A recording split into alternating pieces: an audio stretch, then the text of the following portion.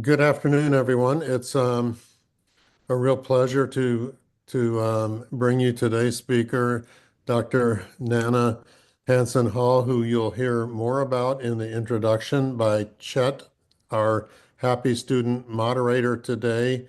Um, Before we do that, I just want to say a couple words about procedures this morning and then also about the HAPI program. So the HAPI program is the Health in the Public Interest Program, a program that emphasizes the non-medical factors that relate to health and public health, delivery, healthcare delivery. So we look at things such as pharmaceutical influences on drug company and prescribing activity. We look at social determinants of health, et cetera, et cetera. So it's a pretty wide view of public health that kind of excludes the clinical things that directly affect health. So we welcome you to take a look at our program if you have a chance on the site that Jennifer, our program moderator, has put into the chat. And the way that the talk will go this morning is that we'll go for about 45 minutes with Dr. Hanson-Hall speaking, and excuse me. After that, we're going to turn it over to Chet, who will take questions first from students and then from the wider audience. And we just got a couple seminars left this semester, so I look forward to hearing Dr. Hanson-Hall and then invite you all back for a couple more seminars on subsequent Wednesdays. So, Chet, take it away. Yes, okay. Well, everyone, please join me in welcoming Dr. Hanson-Hall. She's an applied researcher passionate about promoting health and social justice around the globe in a holistic, equitable, and sustainable manner. She has over 16 years of experience designing, implementing, evaluating development and health programs in several countries in Africa, Asia, Latin America, and North America. Her extensive background in the NGO sector, as well as in academia, grounds her in finding effective evidence-based solutions that are realistic, contextual, and amplify the voices of the most marginalized. She's driven to decolonize research and evaluation spaces and promote cross-cultural grassroots solutions. Dr. Hanson-Hall actually obtained an MPH from Tulane University School of Public Health and Tropical Medicine and holds a doctorate in public health and health education from Loma Linda University School of Public Health. Beyond her professional expertise, Dr. Hanson-Hall's personal experience is grounded in her faith and her love for family, running, which I'll talk about in a second, travel, and reading. Although she's been rooted in Washington, D.C. for over a decade, she was born in Ghana and is a global citizen who has had the privilege of learning from and serving with people all around the world. And a fun fact about her is that she actually went to Georgetown for undergrad and ran track. So we have a former Hoya, or I guess you could say a Hoya for life, student athlete Yay. joining us. So now I'll give it off to Dr. Hanson-Hall to kind of take it away. Awesome. Good afternoon. I am really delighted to be able to speak with you this afternoon, and of course, at my alma mater, which doesn't often make it into my bio, so maybe I'll have to change that.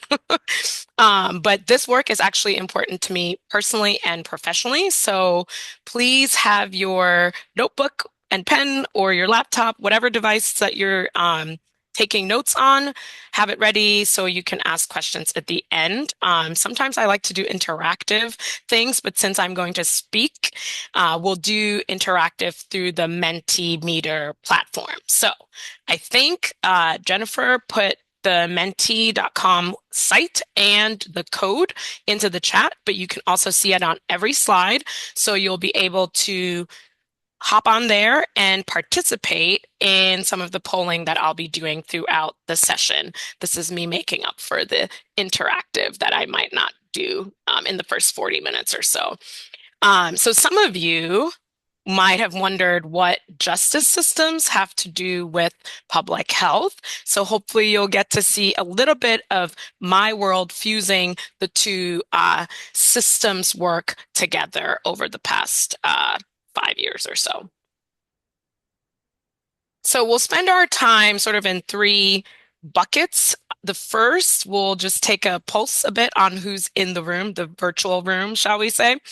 And in the next segment, then we'll just dive a little bit into um, some of the violence against women and children statistics, background about IJM, and the work that we do. I could spend, hours talking about these things. So these will be maybe a little bit of grounding and just giving you enough so we can discuss later as well. And then, of course, we'll have time to discuss at the end. So first, like a good qualitative researcher, I will situate who I am or the perspectives with which I'm coming to this conversation. You heard Chet introduce me earlier, so you know quite a bit of this, but my work is informed by being born and growing up maybe until age 13 in Ghana in West Africa. I traveled around the world for my parents' work, for my own work, and because I just enjoy traveling, meeting new people, seeing new places. My work is also informed by before public health. I was doing psychology and pre-med. Those were my study areas. And so I really try to look at how people can be whole in their mind, so cognitively, but also emotions, and in their bodies, and looking at how they do that individually, but within community and other systems. Now, as a researcher, I started off actually in program management. So that informs a lot of my thinking in this space. I like to ask questions that will help people apply to their real lives. So that's really important to me. Then gender equality is also at the root of a lot of my work, whether in the past working on maternal and adolescent sexual and reproductive health, and then now also on violence against women and children, sort of at the intersect of gender-based violence and the justice system. My own experiences of violence, parenting, and the importance of place in our lives also contribute to my perspective. So that's me. That's how I'm entering our Zoom room today. And actually, I will go out of this. Now I want to actually hear from you all. Let me see if this works. Yes. Are you able to see the screen? I can't see your faces, so maybe if someone can just say yes or no. Yes. you see it. Awesome. So if you're in the Menti, you should be able to put a pin on the part of the world that informs your work or your studies. Some people interpret this question different ways. So where you've lived the longest, where you're from, the part that draws most of your interest. So I see one person in. Not sure if any of you are. I'll give it a minute to see if others join. Numbers should be climbing now. Okay, great. I see some thumbs up. Thank you for the interaction. Mostly we're seeing here that folks are in the US or their work is informed by the US. It helps me know you a little bit better. We didn't get to do introductions. So I'll just wait a little bit. I should have looked at how many people were in the room to start, but all right, I will move on in just a little bit. I like the specificity of where in the US you all are placing, so we have some diversity in our coverage of the US. All right, so as we go, you can still log into the Menti and you can participate in the others. So thank you for sharing this with me. Lets me know you a bit better. And next one. Ooh, I saw Canada there. Nice. So the next one, I want to just get maybe a sense of where you all are when it comes to working on thinking about the violence against women and children space. So there are three statements that you have. The first is, I have studied violence against women and or children as a public health issue. The second is, I feel knowledgeable about violence prevention interventions. And then the last is, I feel knowledgeable about violence response interventions. So feel free to chime in on those three. And it helps me see, the bigger the triangle, then there's a lot of familiarity amongst you all on this topic. And the smaller the triangle, not as much familiarity. And if I talk too fast, definitely let me know, please. Okay, we're somewhere in the middle-ish, which is totally fine. I won't get to go into too many details on the topic, but hopefully this will be interesting to you all. All right, let's see. This is where we get to zoom back into the PowerPoint. Hopefully that works. Awesome. So now I'll just share a little bit. Like I mentioned, we could have a whole seminar just on this topic. So briefly talking about the violence against women and children. Topic itself, it is considered a public health issue, right? So with 1 in 3 women in the world being subjected to physical and or sexual violence at least once in their life. It impacts their mental and their physical well-being, and also influences their economic and education prospects. Socially, it can be devastating when women or children experience this, because it might actually isolate them from their families and their sense of community. For children specifically, there's also the latest UN stats are that there are 1 in 5 girls and 1 in 8 boys who've experienced sexual abuse during childhood. Often these surveys are done with children, but also adults looking back. So that just a bit on the methodology. Like women, these experiences impact their long-term well-being as well as their immediate well-being. So sort of a quite holistic impact. Of course, beyond the health element, which the Kofi Annan quote here talks about, is that these are also human rights violations.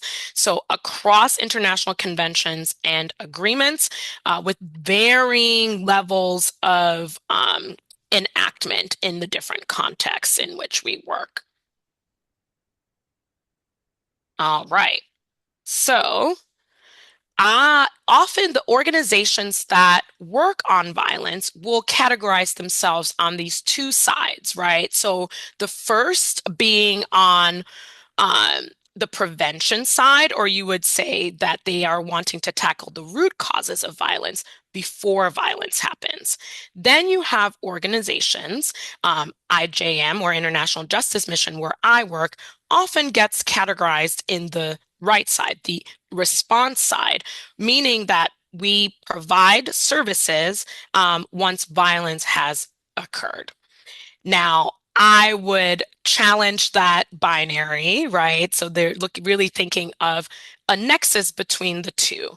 And at IJM, we look at creating an enabling environment that actually protects women and children, and supports survivors and victims, making it also so that abusers are deterred.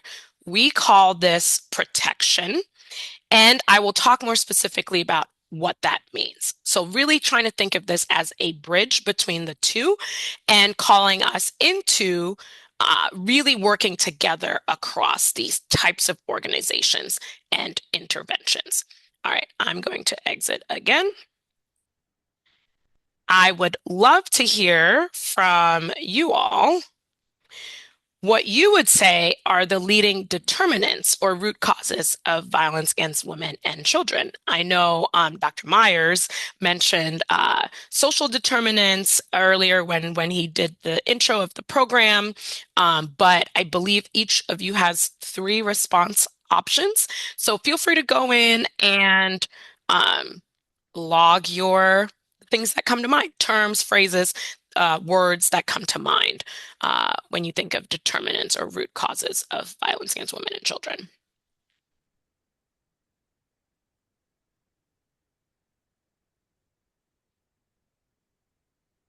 Okay, nice. I see a few of you are getting in there.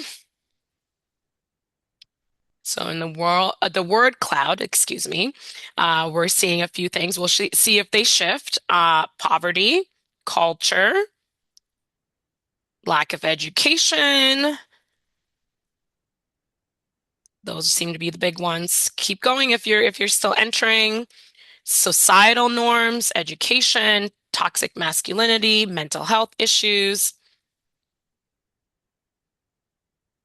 Awesome.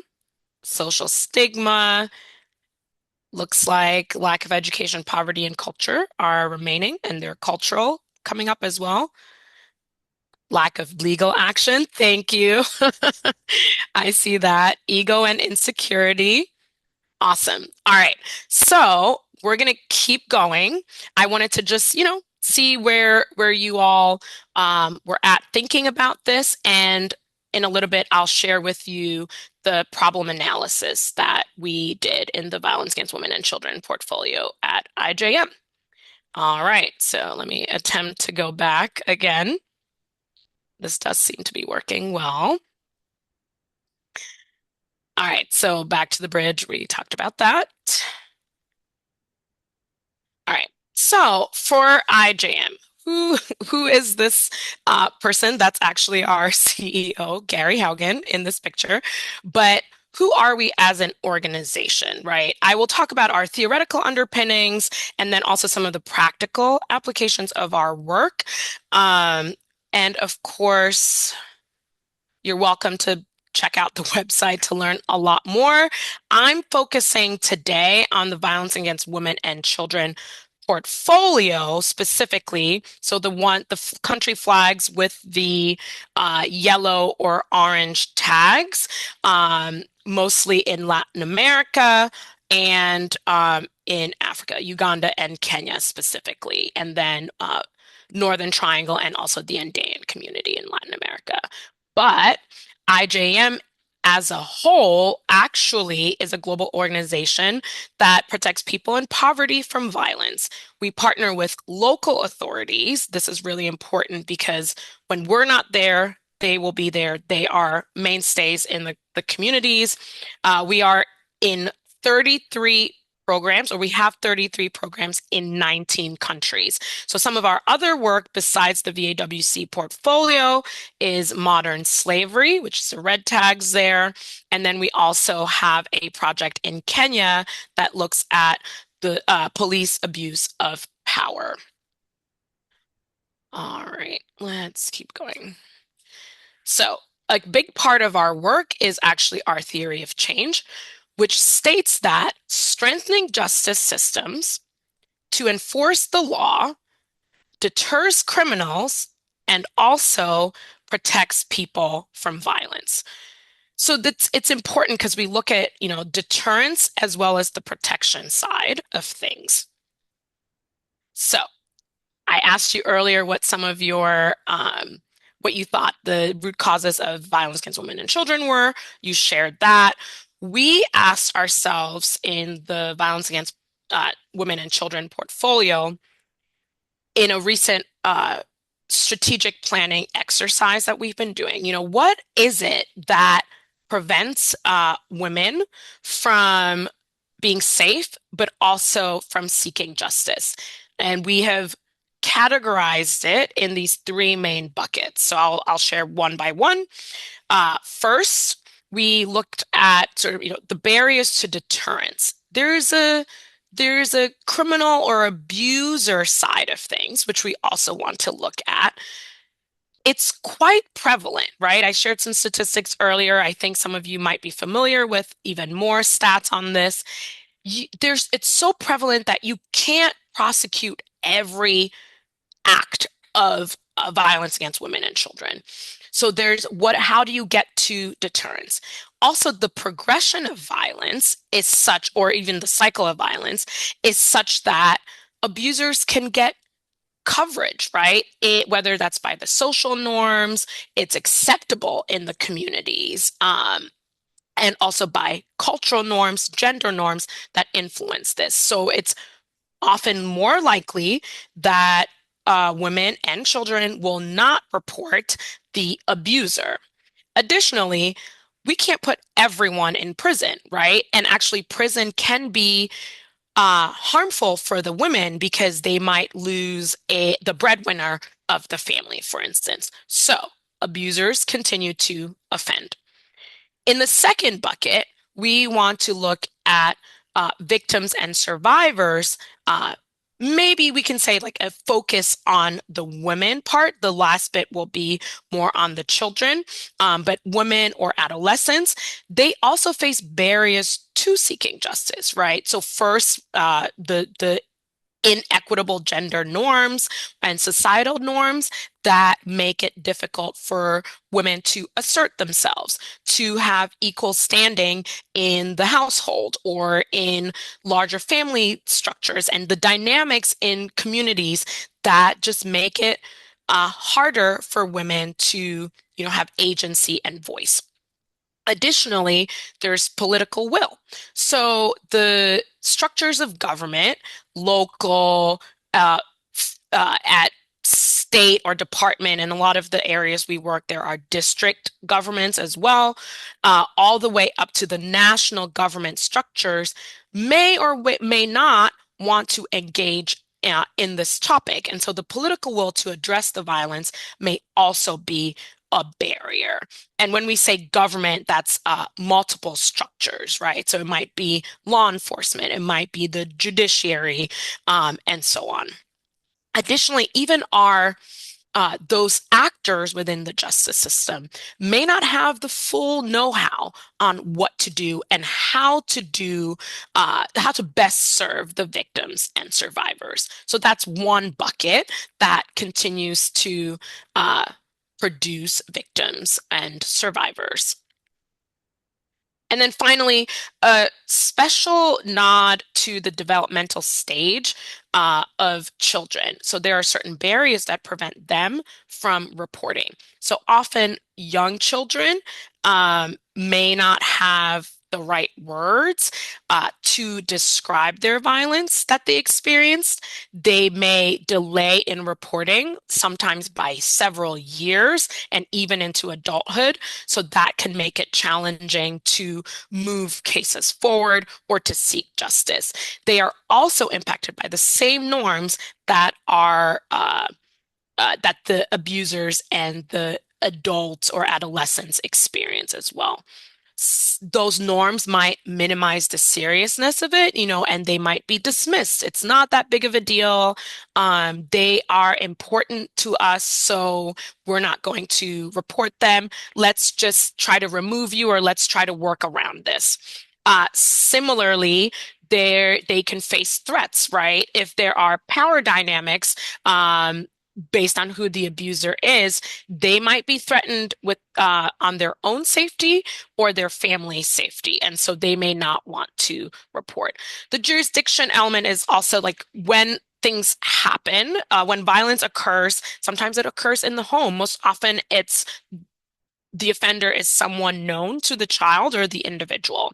So the jurisdiction, is it a school thing? Is it a home thing? Is it a local government? Is it going to be sometimes in a lot of our cultural settings, they might have community tribunals that might do this rather than the formal justice system. So again, we have victims who might experience and or even be re-victimized. So that's how we've laid out the problem in our context, specifically to the justice system strengthening. All right. So I mentioned earlier sort of groupings of the justice system. We call them pillars, and we look at three pillars. We have investigations or the investigations and law enforcement. So the police is a big part of this. We also have legal. So prosecutors, judges at all levels are part of that second pillar. And then we also have survivor support services, social workers, shelters, even the medical community that has to run test kits and do forensics along with law enforcement. All right. And this big graphic here, really looking at this is the way that we have conceptualized the our protection model, which is our operating model, looking based on our experiences over the last 25 plus years of IJM, as well as being informed by evidence we've gathered through our evaluations, our research, and several routine monitoring exercises. So just to orient you briefly, on the left side going down are our dimensions. And then on the top part, we have our phases of operation. And then on the far right, where you see the dimensions blue arrow moving into, is our ultimate outcome. The impact that we're seeking is protection. So I'll go into this diagram in more separate pieces shortly.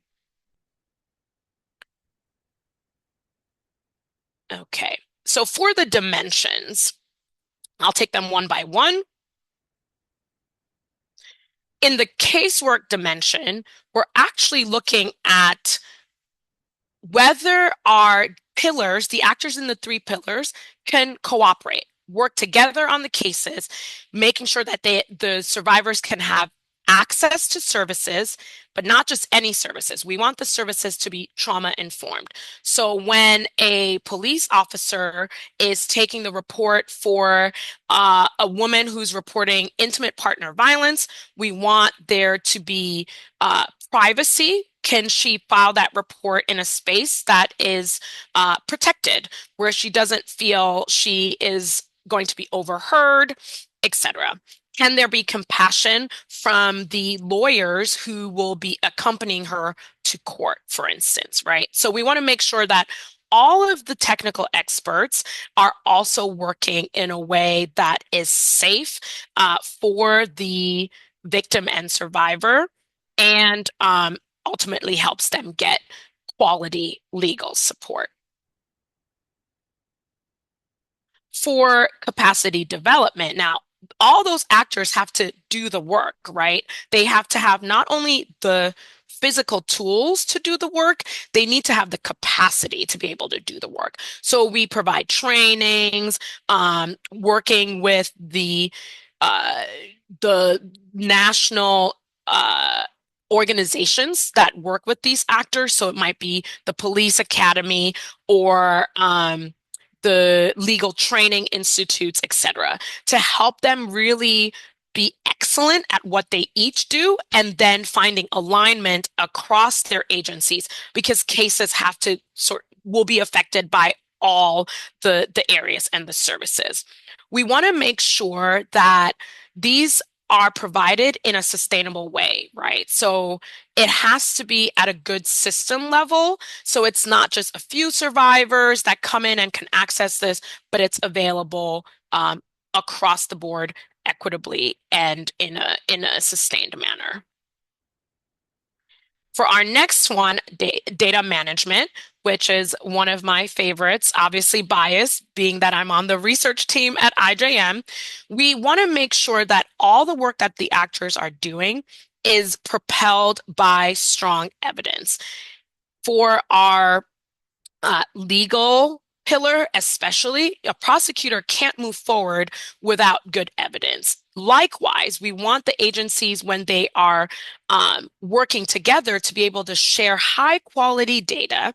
And so we work on trainings and such, but also just creating spaces where they can share, they can organize, and then analyze some of that data to inform their decision making. That's really, really important. In Guatemala, for instance, which is one of our VAWC hubs, they worked with their government across all the levels, from subnational to national, to have a really strong electronic database where they can see the stats and interact, so that you have law enforcement as well as judiciary members who have access to the system to be able to look without personally identifiable information, but to be able to get a scan of their environment and be able to make really good decisions about budgeting, work planning, etc.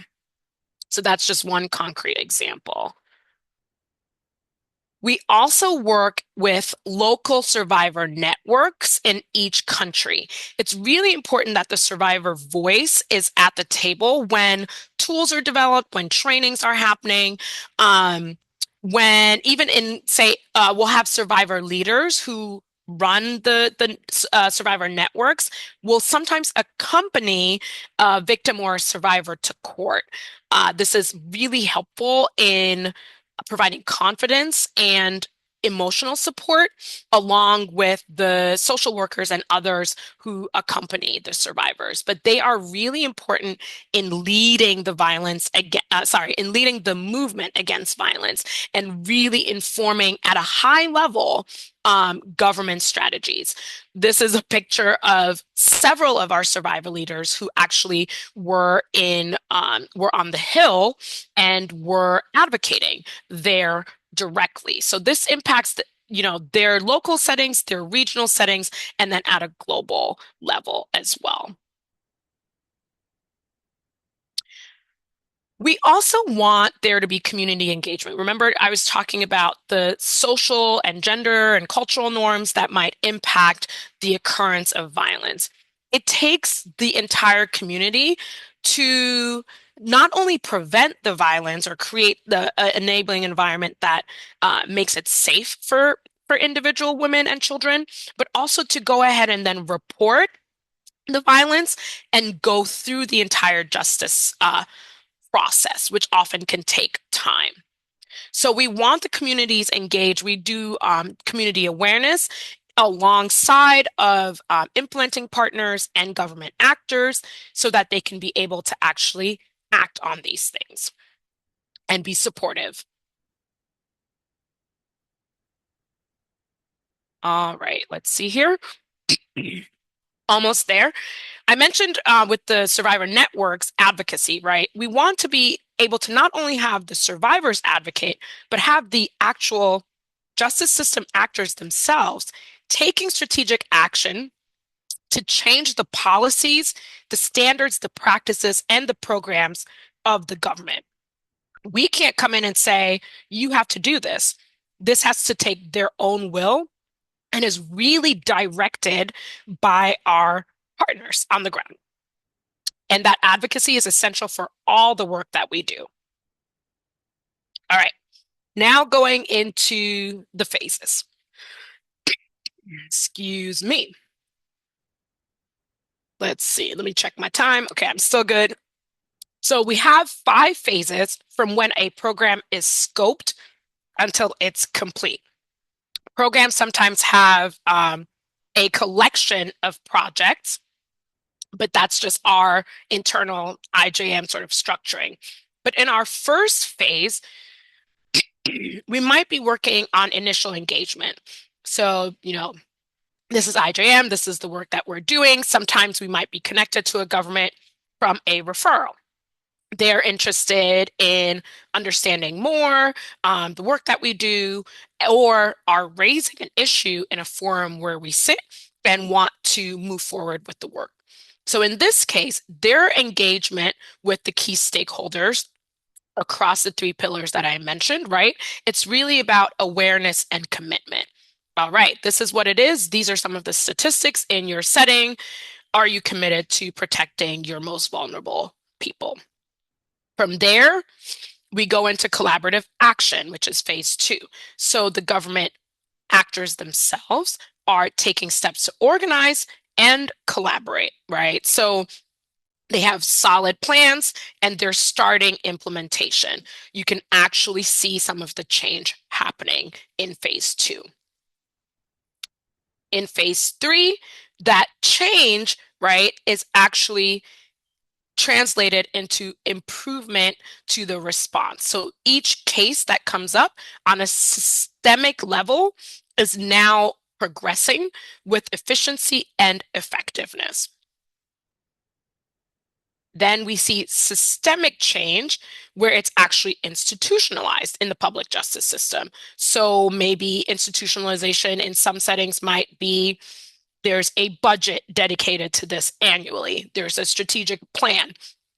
The police academies are updating manuals to be more trauma informed. Social work schools maybe who didn't have trauma informed care as part of their curriculum now have that included. So that's really moving towards embedding this into the government structures. And then finally, in phase 5, we want this to be sustained leadership. In some of our settings, it is really interesting to see how there are key champions within each of the government agencies who propel this work, even when IJM has tapered our own activities, or some of our implementing partners have tapered their activities as well. But now we see that they are measurably protecting people in poverty from violence through this strengthened justice system. Maybe I'll give a quick example. I think we're still good on time.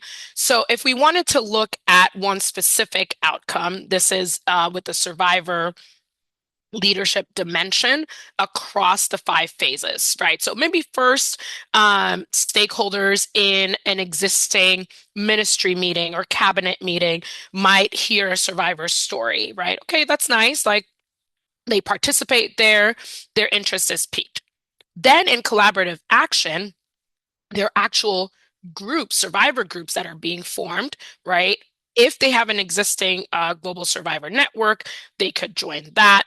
And then they are set up to advocate for protection. They're working together with the government stakeholders. In the next phase, right, they have identified in the structural improvement, they might have identified key decision makers and steps that are necessary to be taken along the advocacy like dimension.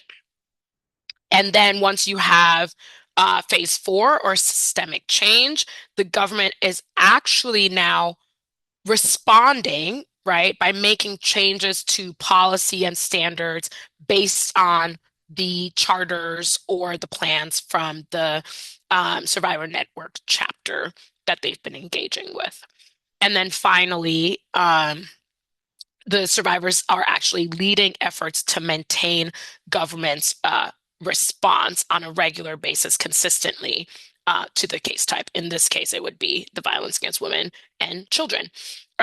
Some of there's so many, but I've visited our Uganda team and our Bolivia teams and got to engage a little bit with some of their survivor networks. And these women are just fire. They really speak boldly, and in some places where it's quite unsafe to do so, but they value their experiences and also protecting others in their communities. So just really encouraging to see that on the ground. And they have been able to create laws, have laws be created by their governments to protect women and children.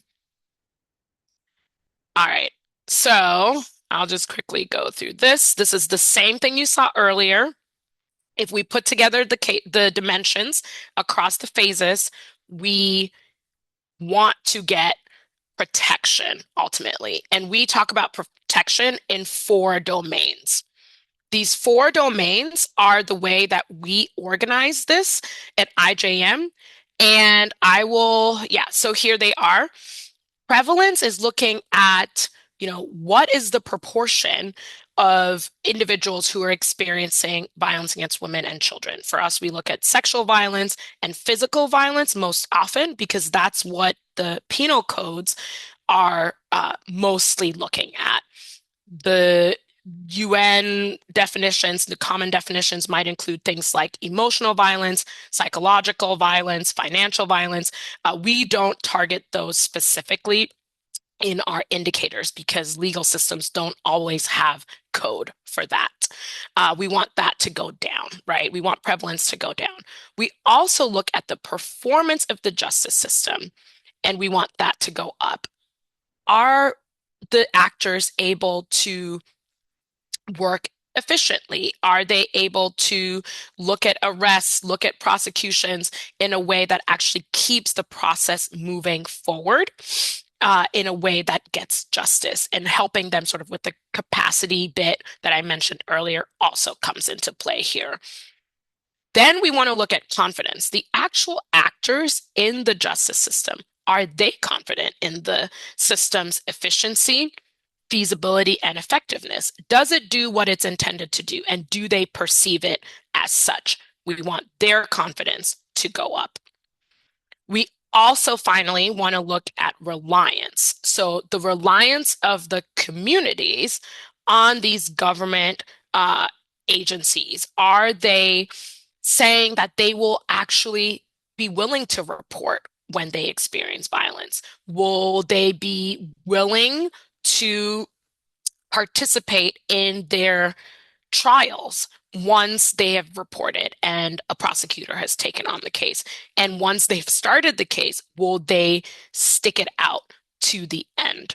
And we really want to see reliance also increase. So together, these 4 domains make up protection, or the array of benefits that accrue to people in poverty through a strengthened justice system.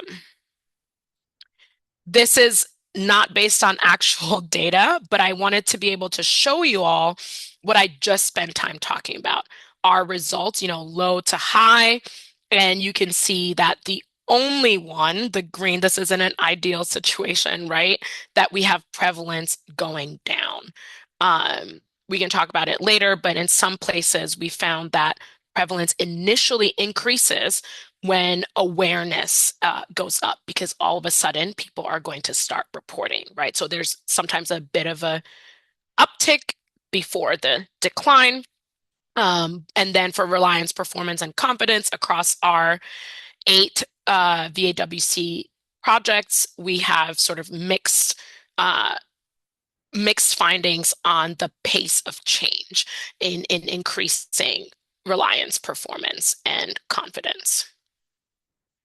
All right, so we are really excited to bring all the work that we've done in the past, our new strategic plan on the violence against women and children portfolio, thinking through what we do in the coming year and in the next 3 to 5 years as well, to have a good impact on in reducing the experience of violence in our settings. So we are currently conducting protection baseline studies for the newly conceptualized programs. Several of them have been in existence for years, but have tightened their intervention designs, and really thinking about how can we have the data on those 4 domains to inform the prioritization of key interventions. So maybe a deterrence one that some of them are looking at is providing stronger protective orders. So women and educating women about them, so they're not walking around with expired protection orders, or ensuring that they know when to go back to court for their cases. That data from the studies will inform that prioritization. And then we're also looking at some different mixed methods approaches for monitoring how those interventions are doing in real life. So testing them within each country at the different subnational levels, but also across our country. So can we tell a story about what is happening with protection in, let's say, Honduras versus Guatemala, which are all in the Northern Triangle, and then also look at, how and if that differs maybe from Bolivia and Peru in the Andean community, different geographic. And then beyond that, also looking to compare with Uganda and Kenya that are also dealing with the same standardized indicators, looking at whether the context matters or if there are other situations sort of influencing the trends that we see. We're looking at our strategic engagement with complementary partners. So people who work in the prevention space, right? Knowing, especially in our settings where social norms are really, really driving some of the violence, can we work with organizations that are doing the prevention work, that are doing mass media campaigns, to raise awareness about the dangers of violence and sort of changing the narrative around what a strong man might be or what it looks like to be in an equitable marriage or interpersonal relationship. And then, of course, when we have additional evidence on what works and what doesn't, we would then go to scale with those specific interventions and have those drive the work across the organization. While I'm saying this for the VAWC portfolio, similar efforts are going on for the other case types as well. But my hat is squarely in the VAWC space. So that's where we're really looking forward to continued data utilization to inform our decision making across the different levels of the organization. And I'm happy to take questions. And my email address is there. You're welcome to email me, reach out with additional questions, if we don't get to your question or just in general. Yeah, but I will end it there. And I think I turn it back to Chet. Is that right? Yes, well, thank you, Dr. Hanson-Hall, for Awesome. the presentation. It was very insightful, and I know that definitely it's something to consider and just like it's a really important discussion that needed to be had. So now if anyone, oh, Abrielle has a question, but anyone, any of the HAPI students want to go first in asking, but I'll call on Abrielle. Thank you so much for this talk. I was wondering what your or what the organization's approach is to the difficulties of data collection and missing data, and if there are any estimates of what figures might look like, considering there are a lot of barriers to reporting and outreach. Yeah, that's a great question. We wrestle with this quite a bit, especially because some of our contexts are also in rural settings and hard to reach settings across Latin America and the African context. So what we typically do is we work with local firms, first of all, because they already have contacts. They also have the experience, right, in collecting data in those settings. So a big part of our studies involves research steering committees that bring together different functional areas in the organization, including even at times our security officers, so that they can inform, movement and advise there. We try to also do mixed methods research so that if we don't get, say, full access to household surveys, it might be harder to do. We might be able to conduct focus group discussions in different ways to triangulate the data that we're seeing. The other thing is, there are these big specific points in time studies, but then there are also routine data collection. So our government partners actually already have systems in place in many places, different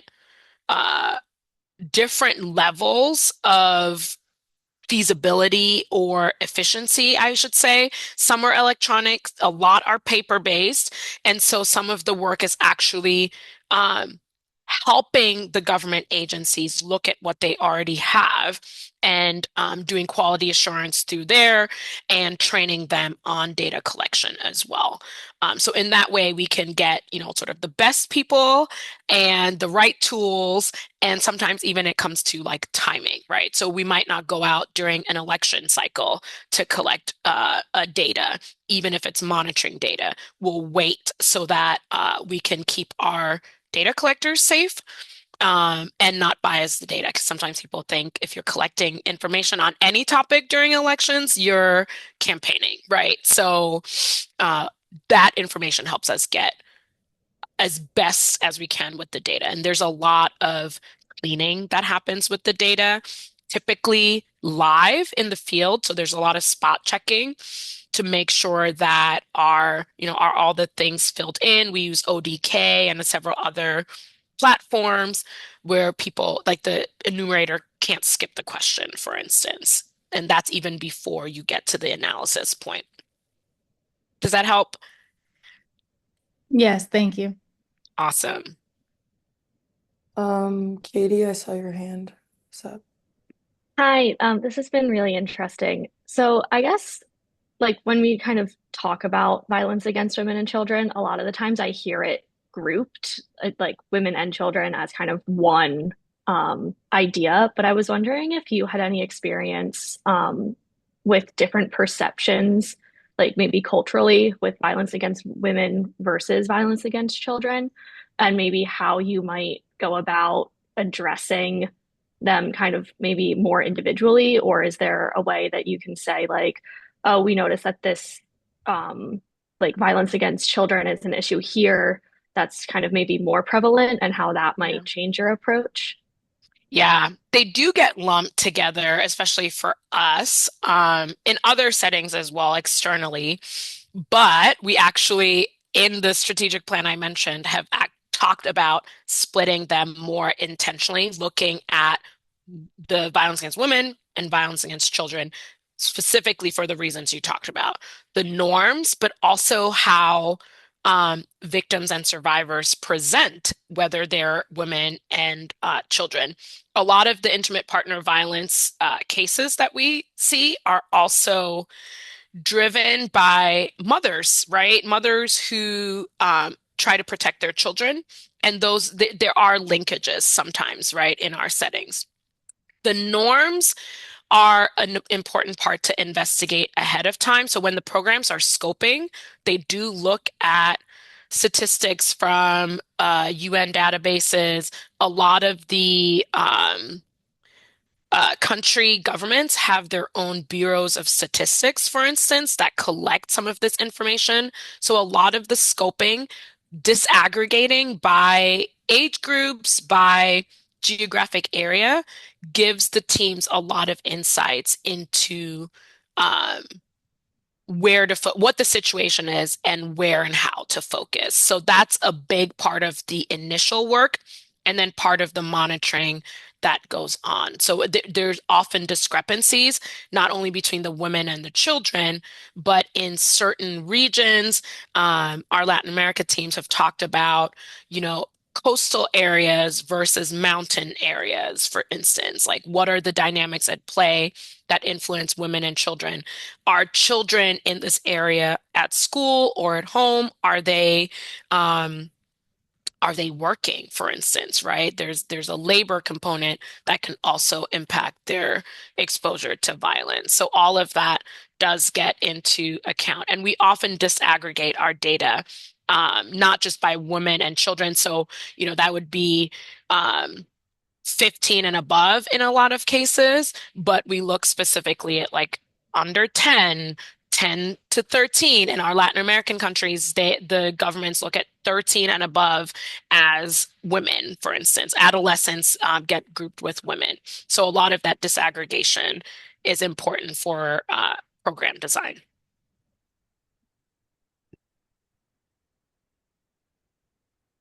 Mickey, I saw your hand. Thank you so much, Dr. Hanson-Hall, for coming to speak with us today. Sure. So my question, so here in the US, we've been noticing an increasing volume in the attack against women's rights. And Yeah. so I was wondering, in countries where violence against women and children is most prevalent, have you noticed any patterns between the political climate or how women and children are viewed and compared to men, and the effectiveness of like the programs that you guys are working on and protections, the enforcement of protections for women and children? Yeah, that is a great question. It's one that we're still exploring, looking at what the impacts across the global areas are. A few years ago, the COVID pandemic, we actually saw an uptick in violence in a lot of our settings because people were confined. The usual spaces they had to go to separately were not there anymore. And so, similar to that pandemic period, this is a change in time. The US is influencing to a degree, but I don't want to discount even the internal political shifts within each of our settings. So several of our countries had elections either last year, we'll have them this year, or next year. So those are things that we look at.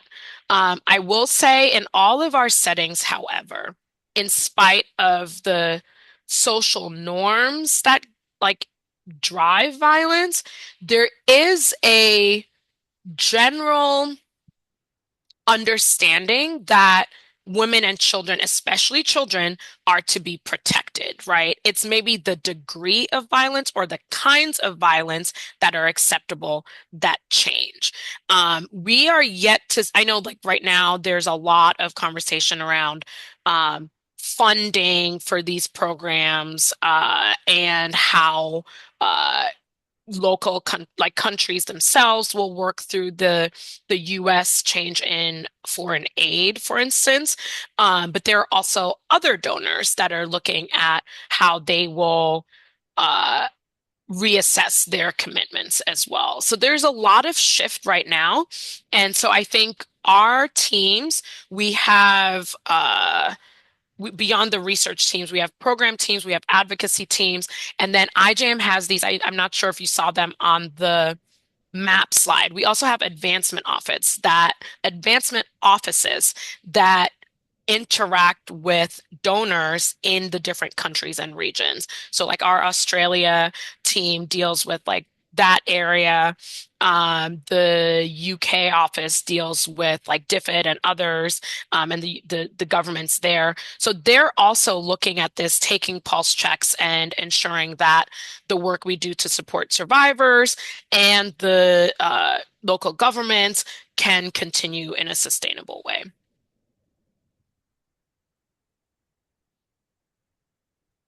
CJ?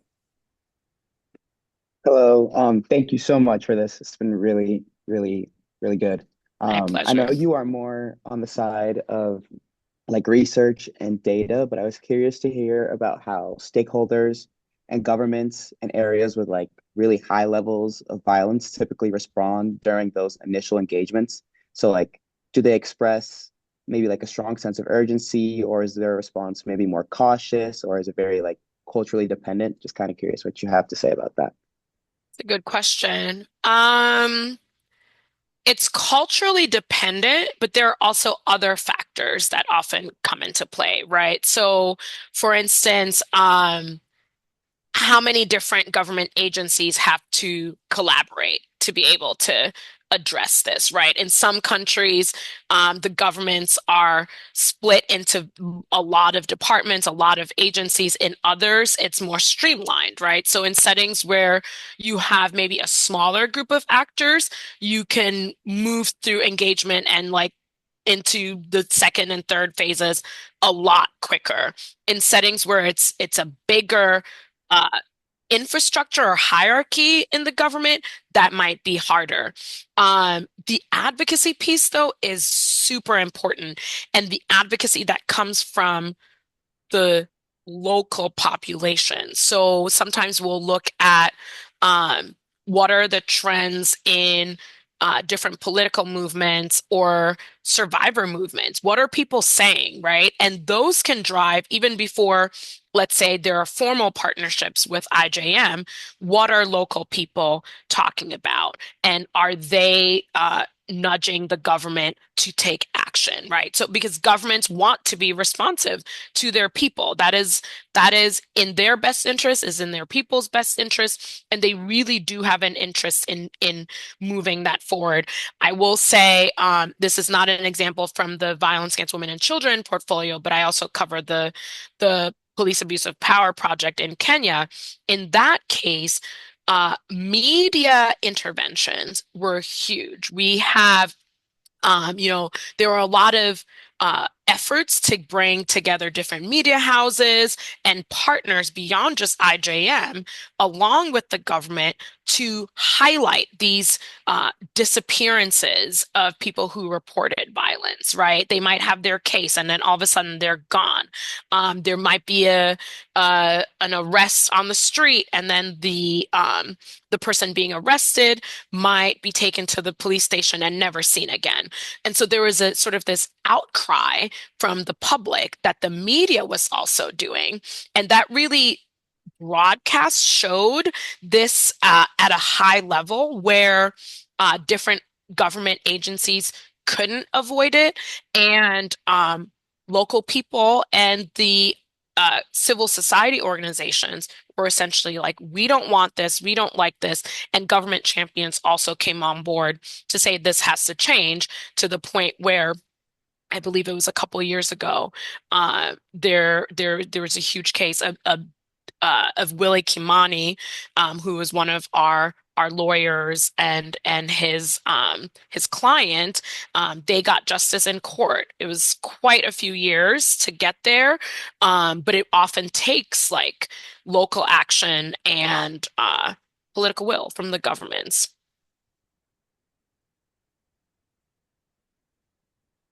There's a question in the chat. Oh, sorry, I can't see. No, it's okay. I'll read it.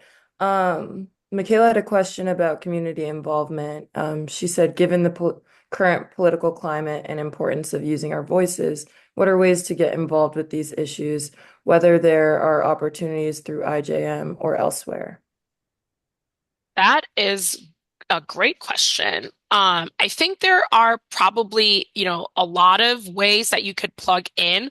Obviously, IJM works at an international level, so we don't do work in the US directly. But and this might be a bit of a plug, we do have internships and fellowships that we do. I think in some cases they're on a quarterly basis, and in some cases on a semester basis. So you can serve as an intern or a fellow in the different technical areas. So that might be, you may, I don't know if you have, I know some of you have intersectional like experience, but maybe if you have criminal justice background, you could be like a prosecution fellow or intern. But there are placements here in the DC office as well as overseas. So you can get involved that way. I think the website has some ways that you can plug in to this work, and we have ambassadors on college campuses who take on advocating for the work of IJM, raising funds, and doing different campaigns. So there are ways to do that as well. And I'm happy to, if you don't find it on the website, you can also email me. I'm happy to put you in contact with people who facilitate those experiences too. Great. And there's another question from the broader audience. Are there instances where the Bureau of Statistics government records don't match what women and children experience due to discomfort in relaying certain numbers to the public? And how would you work around this, or any pushback from local governments? That is a good question. It happens often, and you will even find it where sometimes we'll present our findings and an organization might say, well, that's not what we found in our study. And then it really comes down often to looking at the methods that were used in the study and the definitions, right? So who are you, when you say you're looking at women, are you looking at women who are 15 and above? In your country, is it 13 and above? How did you select the sample that you're using, and then what were the actual like interview techniques? So we'll talk about things like um, a self-administered questionnaire might be a little bit different from some where an enumerator is asking the questions for you, can't skip the questions, etc. With ethics, of course, people have informed consent. They're allowed to leave the study at any time. But when we talk with bureaus of statistics or any other organizations, we're typically looking at how did you define this? What are the methods that you're using? And it's really a lot of relationship building. So with the government, you're not going in and saying, well, your data is wrong. It's really about, okay, what does yours say?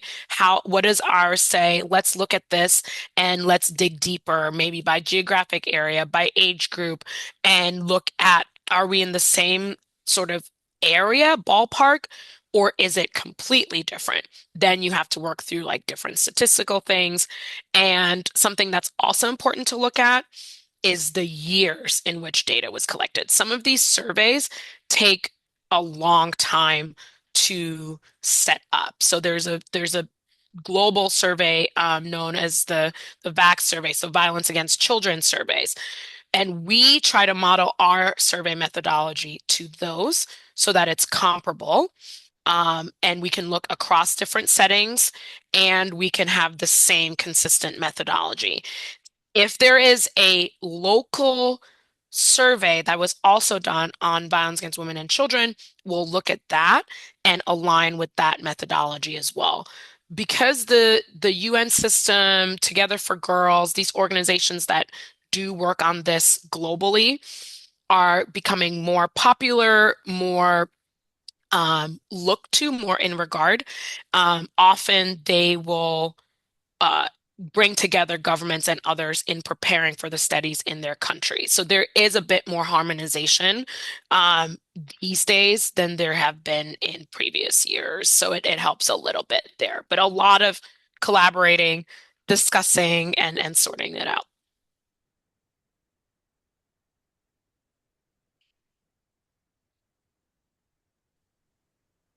Professor Myers, your hand is raised. Okay, so if I could just throw in my own question, I was wondering, I took a brief look at some of the stuff about IJM, but it really wasn't clear to me what the funding sources were. I know that a lot of the what I saw was related to donations. I'm wondering what the other major funding sources are and how that might affect what you do and where you do it. Yeah. So we have some foundation funding. We also have, so it depends on the country.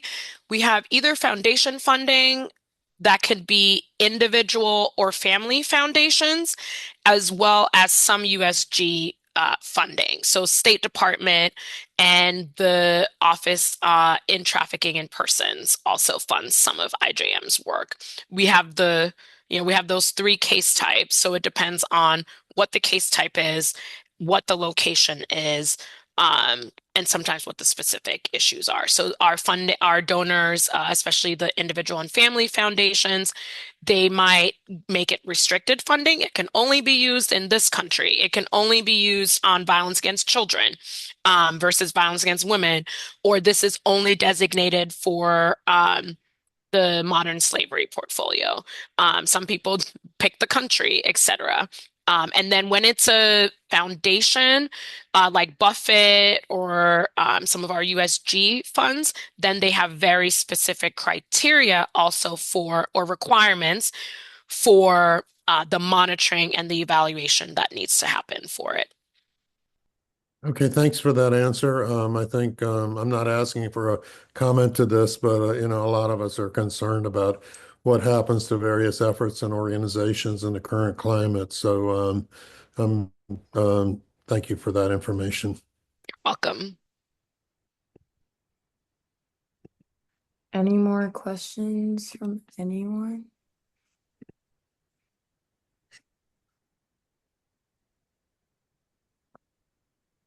Okay. Well, I mean, thank you, Dr. Hanson-Hall. I know we all appreciated having you here and speaking to us. Oh, just kidding. There is a question. Just in time. Mr. John Grogan, if you would like to ask your question. Yes, thank you, Dr. Hanson-Hall. I have a comment to make about, well, in Canada, we have a highway of tears identified as a place where many women and girls have been murdered or missing along the highway. Yeah. I'm wondering about best practices, and in particular, men's role in peer pressure, um, public facing, and critical mass. Those are the things on my mind. There's a campaign called the Moose Hide campaign. I've got a little piece of moose hide on my shirt. What it Oh, does is it creates an opportunity for people to say, hey, what is that? And then it yeah. creates an opportunity for discussion and awareness. And politicians in Canada are wearing these in the uh, in Parliament, and when they Wow. make and so they may be talking about something else, but it's giving that visual cue that it's important to that person. And I wonder if you have any visual cues. It may be of some benefit to you in the future. Thank you. I love that so much. I did not know about the Moose Hide campaign, but I'm going to look into it. We do have IJM Canada that does work to help with grant funding, but also awareness raising. And they do some of the same, with whether on college campuses, at churches, at different community organizations. There is some of our countries have developed campaigns, sometimes around the Day of the Girl Child or International Women's Day, where they will have badges or pins to symbolize support and or awareness raising, sort of to provoke the questions you were saying. And our survivor networks globally also have, usually without IJM branding, but their own either a color that they, wear as t-shirts or in the fabrics of their traditional cultures to help signify support for stopping violence. But I am definitely going to look into the Moose Hide campaign. And if you'd like, you can also speak with folks at IJM Canada. That's something that um, they would definitely look into. I think what you're saying, though, is a good example of some of the complementary partnerships that I mentioned. So even if we may not be looking at masculinity's work, what does it mean to be a boy or a man, or the Highway of Tears specifically, these are folks that we would come alongside of, keep in contact with, so that when we're doing the justice system strengthening work, they are also doing some of that norms building and awareness raising. Thank you for sharing that. Really appreciate it.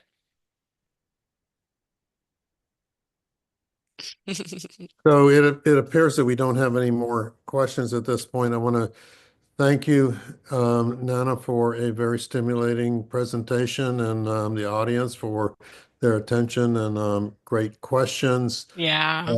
We look forward to hearing more about your work one day, I hope. And I'm going to, at that, just say thank you from all of us, but especially from the HAPI program. And I turn it over to Chet to close it out.